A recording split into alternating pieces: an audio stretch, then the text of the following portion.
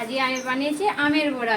কীভাবে বানিয়েছি আপনাদের বানিয়ে দেখাবো। এখানে 3টি আম নিয়েছি, ছাড়িয়ে কেটে নিয়েছি এইভাবে। এটা মিক্স করে নেব।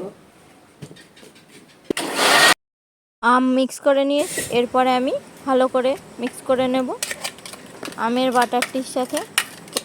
আমটা ঢেলে নিয়েছি, লবণ দিয়ে দিচ্ছি।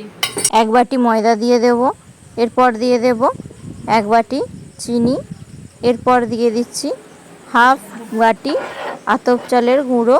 মিক্স করে নেব এরপর একসাথে। দেখুন 20 মিনিটের মতো মিক্স করে নেব।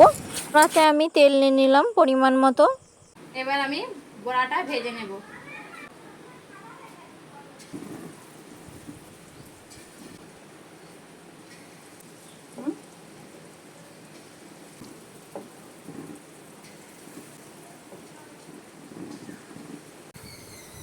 বড়াগুলো দারুণ ফুলে উঠেছে।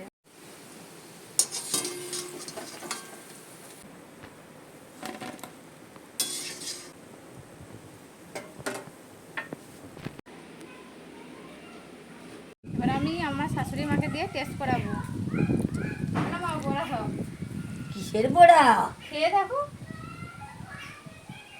কি সুন্দর দেখতে, সুন্দর তো। খেয়ে দেখো, খেয়ে দেখো। বড়া খুব সুন্দর তো। কিসের বড়া বলো তো? জানিনি তো কিসের হয়েছে। আমের বড়া। আচ্ছা, আম দিয়ে হয়েছে? বাবা কখনো খাইনি, এইসবে হলো। ও বাবা, হেবি সুন্দর স্বাদ।